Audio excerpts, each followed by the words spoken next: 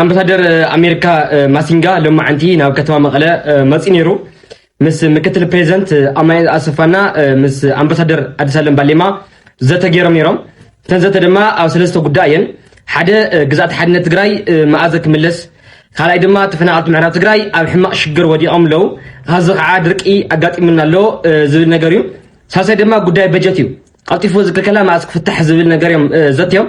سلام فتواتن خورات ناي سمرشو تفتتلتنا هميت صنح لو من هم تلمده او ظهور خناسات لتكور حدش دينات تحضر قريان يوم نشان حدش تم لو لايك شير سبسكرايب غاري ترسو فيديو لا كل تسابنتك باطح لايك غار جمرو አምባሳደር አሜሪካ ማሲንጋ ለማዓንቲ ናብ ከተማ መቀለ መጽእ ነይሩ ምስ ምክትል ፕሬዝዳንት አማኑኤል አሰፋና ምስ አምባሳደር አዲስ አለም ባሌማ ዘተገይሮም ነይሮም ተንዘተ ድማ ኣብ ሰለስተ ጉዳይን ሓደ ግዛት ሓድነት ትግራይ መኣዘ ክምለስ ካልኣይ ድማ ተፈናቀልቲ ምዕራብ ትግራይ ኣብ ሕማቅ ሽግር ወዲቖም ለው ሃዚ ከዓ ድርቂ ኣጋጢሙና ኣሎ ዝብል ነገር እዩ ሳሳይ ድማ ጉዳይ በጀት እዩ ቀልጢፉ ዝክልከላ ማእስ ክፍታሕ ዝብል ነገር እዮም ዘትዮም ድሕሪ ድማ ዘን ሰለስተ ዚኦም ገዛዕ ይሕዙ ናብ ኣብይ ኣሕመድ ኸይደ ክነጋገር ድሕሪ ድማ ኣብ ውሽጢ ሓደ ሰሙን መልሲ ሒዘ ክመጽእ ናብ ትግራይ ኣሎ ጽቡቕ ሓደ ሰሙን ክንጽበይና መልሲ ማለት እዩ ካብ ቀጽሊ ግን ኣፈራሪሕዎም ይመጽኡ ኣሜሪካ ፈራሪሓቶም ዝዓዝላ ማሕበራዊ ሚድያ ብጣዕሚ ርኤስ መስሐቅ እዩ ኩሉ ግዜ ኣብ ሓይልኻ ናብ ዓቕምኻ ኒኻ ትኽበር ትግራይ ከዓ ዓቕሚ ፈጢራ እያ መንግስቲ ኣለዋ ሰራዊት ኣለዋ ብዋኑ ከዓ ሳዕራይ ዝኾነ ሕብረተሰብ ኣለዋ እዚ ሒዛ ስለኾነት እቲ ፈጢራቶ ዘላ ምሕዝነት ኣጨኒቆም ከዚ ምስ ትግራይ ጉዳይ ትግራይ ክፈትሑ ይጓይ ኣለዎ ማለት እዩ ክንርዳ ዝግበና ኩሉ ግዜ ፖለቲካ ከምቲ ንስኹም ተሓስብዎ ከምቲ ኣነ ዝሓስቦ ከማንም ዝሓስቦ ይኾነን ኣብ ዓቕምኻ እዩ ኣብ ሓይልኻ እዩ ኣብ ሓቢርካ ኣብ ናይ ህዝቢ ትግራይን ናይ ተጋሩን ድልየታትን ህልውናን ብሄራዊ ረብሓን ሓደ ዓይነት ክትከውን ኣለካ ኣብ መንገዱ ኣብ መማረፅታቱ ኣብ ኣካይዳታቱ ግን ክትፈላለ ትኽእል ኢኻ ግን ሕጂ ኣብቲ ህልውና ናይ ህዝቢ ትግራይ እውን የፈላላይ እናተፈጠረ መፅኡ ናይ ህዝቢ ትግራይ ዕድላትን ህልውናን ተይተፈላለኻ ኣብ ኣፈጻጽም ኣብ ኣካይዳ ትፈላለ ትኽእል ኢኻ ግን ከይዱ ሕጂ ክሕድ ኣቢልካ ህዝቢ ከም ህዝቢ ህልውኑ በዓል ይፈልጥ ኢልካ ክሕደት እውን ተፈጢሩ እዚ ኣፈላላይ ኣይኮነን ማለት ጸላእነት እውን ዝኸውን ማለት እዩ ስለዚ ሓድነትና ሓደ ንጸጥታና ሽግር ዝኸውን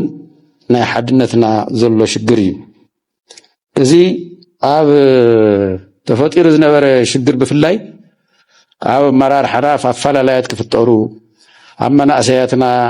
ኣብ ደቂ ኣንስትዮ ዓበይቲ ሽማግለ ሃይማኖት መራሕቲ ተይተረፈ ኣፈላላያት ክፍጠሩ ምኽንያት ኮይኑ እዩ በዚ ምኽንያት ከዓ ዝተፈላለዩ ሽግራት ተፈጢሮም እዮም እዚኦም ከመይ ንሕውዮም ግን ሓሲብና ክንከይድ ክንክእል ኣለና እዚኦም ከመይ ንሕውዮም ሓሲብና ክንከይድ ክንክእል ኣለና ምኽንያቱ ንፀጥታና ሓደ ጠንቂ ስለ ዝኾነ ካሊእ ምኽንያት ኣብ ትግራይ ብሰንኪ ኩናት ዝተፈጠረ በሰላታት ስለዘይተሓከመ እዩ ንፀጥታና ሽግር ዝኸውን ሕውየት ኣይተፈፀመ እቲ ኩናት ዝፈጠሮ ምፍንቃል ተዓንትዎ ዝበልኩ እዩ ህዝቢ ትግራይ ኩሉ ተፈናቂሉ በዚ ምኽንያት በሰላ ናይቲ ኩናት ከቢድ እዩ በቲ ናይቲ ኩናት በሰላ ምኽንያት ዝተረጋገፀ ፀጥታዊ ኩነታት ዝተረጋገፀ ምርድዳእ ንኸይህሉ ገይርዎ እዩ ስራሕ ስእነት ከቢድ እዩ ብትግራይ ምኽንያቱ ተፈናቂልና ኢና ኢልና ኣለና በቲ ኩናት ስራሕ የለን እቲ ኢኮኖሚ መይቲ እዩ መንእሰይ የለና ብዙሕ ማሕበረሰብ ኣሎ እዚ ተይበልዐ ይሓድር እንተይሰተየ ይሓድር በሊዕ ሰትዩ ክሓድር ከዓ ስራሕ የለ እዩ ኣታዊ የለ እዩ ኣታዊ ስለዘየለኻ ግድን ዝተፈላለዩ ወንጀላት ምፍጣር ምስራሕ ይመጽእ ማለት እዩ ስለዚህ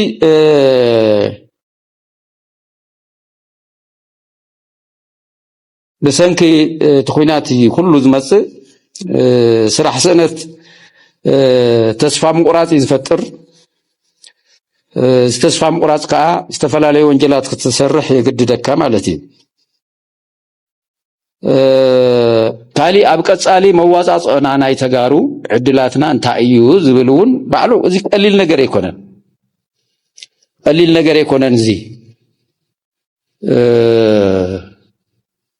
ምክንያቱ ተስፋ እዩ ዝህብ ቀጻሊ ዕድላትና በዚ መንገድ እዚ መዋጻጽና እዚ እዩ ናይ መጨረሻ ሽቶና እዚ እዩ ናይ መጨረሻ ግብና እዚ እዩ ኢልካ ትራዳሉ ነገር እንተዘይልዩ ታይና ንኾን ዘለና ኣሃት ናይ ወይና ንጓዕ ዘለና መጨረሻ ውጽኢት እንታይ እዩ መሰል ዓርሰ ውሳነና ሃገር ምምስራት ድዩ ምስ ኢትዮጵያ ምንባር ድዩ ካልኦት መማረጽታት ድዮም ናበይ ዝኸይድ ህዝቢ ትግራይ ናበይ ዝቃለስ ዝምክት ድሕር ዘይነጽርካሉ ዝተፈላለዩ ተስፋ ዘይሁ ኣስተሓሳስባታት ክፍጠር ይግደድ እዩ እዚ እውን በዓሉ ንጸጥታና ሽግር ናይ ውድብ ተወከልት ሆኖ ወይ ድማ አክቲቪስት ሆኖ ሓደ ታይኹም ሰሪሕኩም ኮይንኩም ነቲ ህዝብስ ታይኹም ሰሪሕኩም ኮይንኩም ታዩ ምቕባል ኣብይኩም ኮይኑ ከመይ ኢዶንቂርኩም ኮይኑ እቲ ህዝቢ ሓደ ብዙሕ ነገር ክሰርሕ ልኽእል ልክ ከምቲ ስኻትኩም ትዛረብዎ ተቕርብዎ ክእከብ ልኽእል ማሕበረሰብ ሕዚ ሱቅ ኢሉ ዝሪአኩም ዘሎ መእመኒ ለለዎ ውድብ ወይ ድማ መሪሕነት ስለለየለ እዩ ሕዚ ኣብዚ ሕዚ ሰዓት ሳያት ኣለላ ሃገርነት ምዃን ብጣዕሚ ይደልት ህዝቢ ግን መን ሒዝኻ ንኣብነት ውድብ ናጽነት ተስፋ ነይሩና ባኹም ውድብ ሕዋሕት ሕደግዋ ሙሺ ብዙሕ ይረግማሎ ተስፋ ነይሩና እስኹም ተገሚዕኩም ሰዋኣትኩም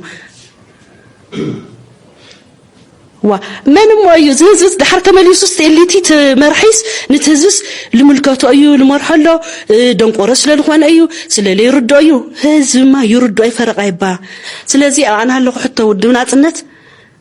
بصروح هزخ تصنع لهم ديهم ودبعت السويل جزعات يو قال ملئ خطري وريدو كسر حيتري وريدو هزك أمني تري عوالات كبي تري قاو قني واي ودرس معاتها نشتاكيا مع أمين أمان كو يوم خيدم لا أمن وين يورد على خطهم دك أنسيني واتوعتيني ويبالو لينترفيو لك إني متى لينترفيو سي متى واي كاتعيدو بحق تخاطي أخاكم من متى كان يقري لي أمنهم طوال أخيبان يرنا نأنجول توسنا حدا والعس مزن معتاو وجلس لخونا رؤسوس لوين عينت نيرو لوين عينت بقى ترؤسوسي عواتن للو الرأي السقوي للوين واي توسخي توريد وا سامباي ولا خداني ولا أمينة ما تسرح الله أزمان نجيتها توضيعة عندنا تمريس زمان نجيتها متواقع أمتصت بحالتلو تلمين عندنا أقرأ تودي قصة صريحته ما نأمور ينعاكب عند حرص إلى مدى تقبل لا كعينة مدى تقبل هم للوا مرجع مرادي لدلي أطرح خبدا تسرح الله تاخوينا أيام أطرح خبدا سو تسرح الله لهم صنعتك كايدو صنعتهم قليل يمسر أو تحت له محبر السبقين أصنعوه ورجع هزبيهم حسهم هم عينة هزبي اللي نمنت أيهم خوين أيفلتي شمبار كاس تخطاتلتنا لهم على الحرنا بيجي تازيات المسنيرو ثم تشكين لا تفان قبل سقاط أنا جنب لهم سنة أنا حتكون